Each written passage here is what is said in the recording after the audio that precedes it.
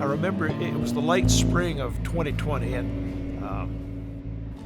I needed to make a short trip down to a motorcycle dealership with whom I had done some business.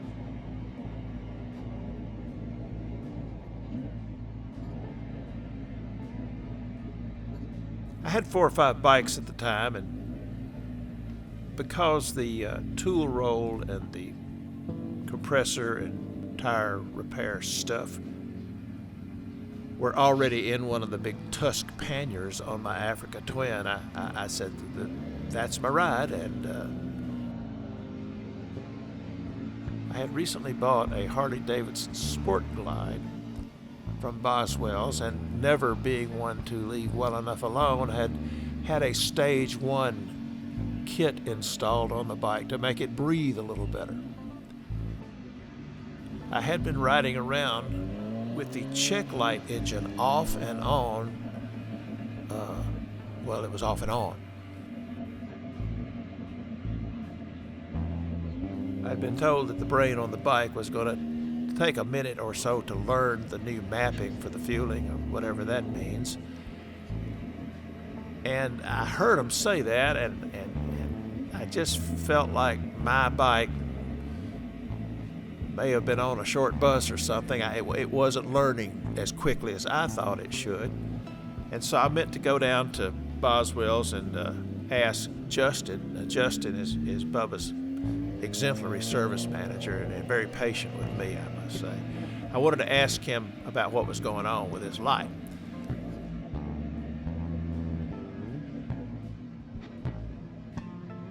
So back over the Africa Twin with nothing on the road more challenging than curvy lined pavement and a brief, I wonder if that semi-driver can see me in his mirror moment.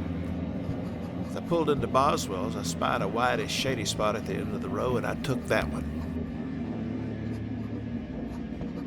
Kickstand down and walking across the lot, shedding layers, armor, and body heat, I heard, then saw lots of new mounted and kinetic riders, maybe numbering 15 or 12, in and about the lot. At that point, I gained the door, and the cool of modern Merc and HVAC washed over me, and any previous thoughts were as dust scattered by my cats. With eyes only on my path to service, I found Kenny. I did not interrupt. I found Justin. And when he patiently patted me on my sweaty shoulder and reassured me that the bike's brain was really, truly, no, Mike, really learning the new stage, and that I should relax, and maybe take a long ride somewhere.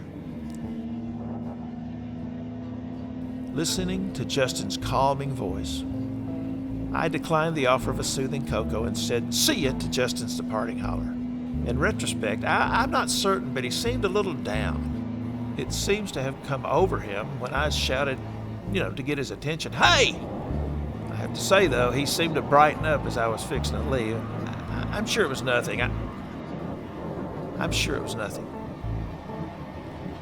I slowly navigated the showroom looking for one of my faves, either a Sport Glide or a Road King, being in touch enough with my reality that, for me, dancing with the big girls, that's an analogy, is, while still doable, a less than best personal choice.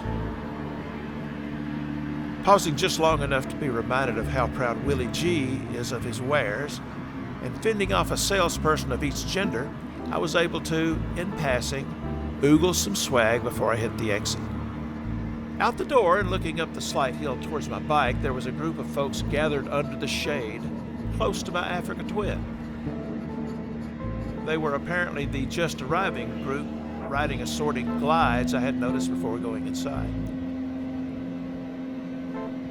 Just this side of my bike, a tallish young man was speaking with a few of his mates, and noticing me stepping up onto the peg, fixing to get on the Honda, he gestured towards my bike, catching my eye, and grinning, thumbed me up.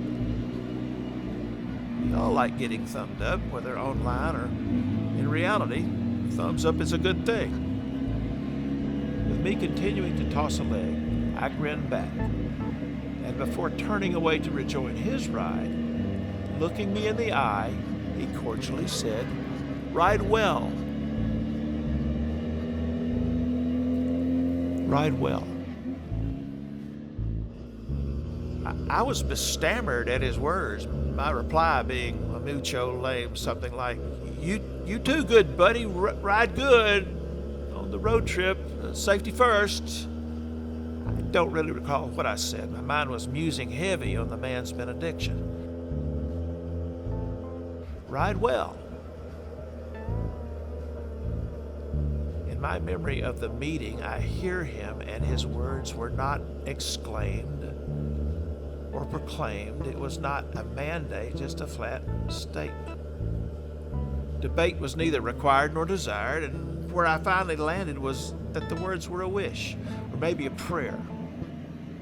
I'd never before heard anything other than be careful, or be safe, or ride safe.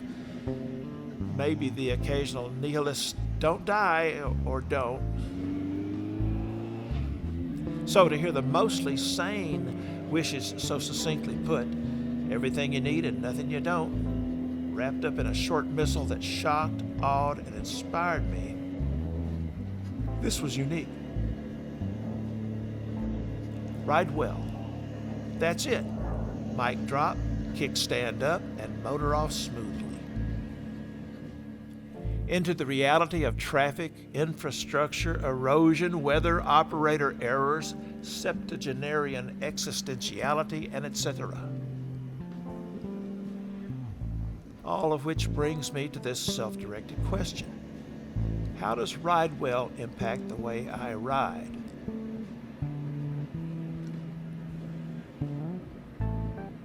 I've come to think of riding well as a concept that builds on a strategy of improvement of skills via safe practices.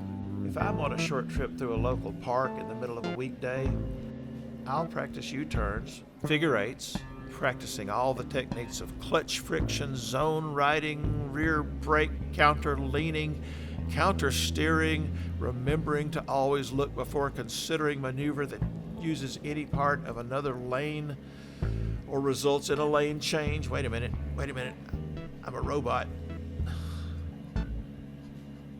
Am I in the correct gear for this evolution? Is that gravel, a pothole, a chicken? What's that in the road?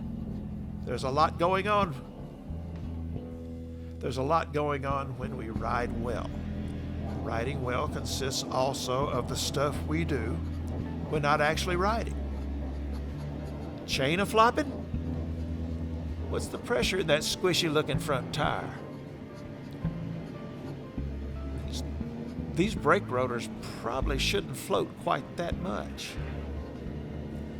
All that said, to provide the opportunity to avoid needless drama when we recognize that maintenance of the ride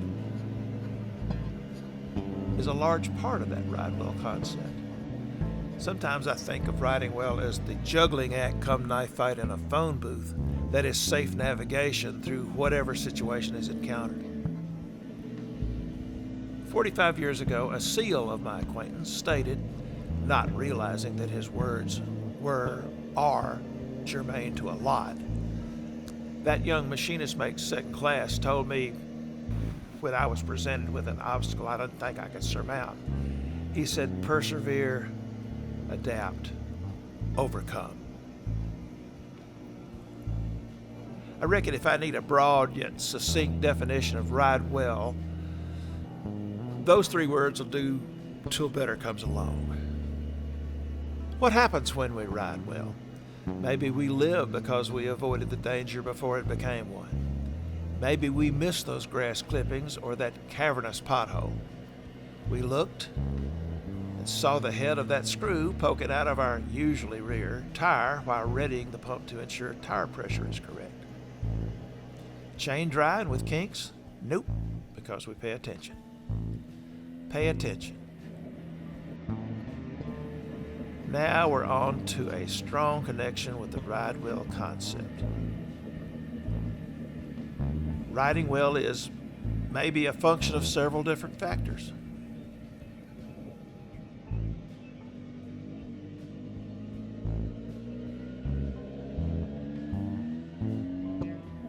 To ride well, we regularly prioritize actions: braking, lean angle, counter steer.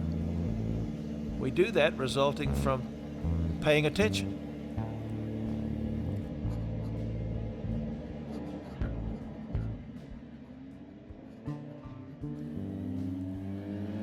How does the road feel? What's that shoulder on the edge like?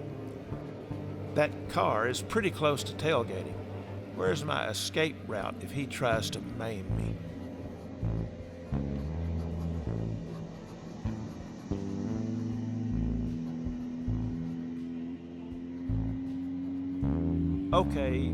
Okay, you get it. It's a lot. To ride well, we have to pay attention to a dynamic situation made saltier by inattentive folks with whom we share the road. How are we gonna share the road and come home in one piece, or come home at all sometimes? How do we stay safe?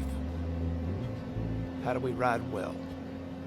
We practice and practice, and we practice. Every time, in every part of the ritual, you pay attention.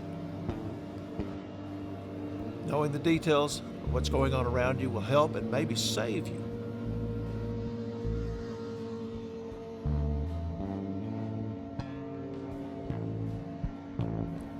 One last thought. Riding well is not just the mechanics of how we pilot the bike. Riding well is also doing the right thing. Consideration of those around you, showing grace in every encounter, are foundational to riding well. Be kind, be considerate, pay attention, ride well.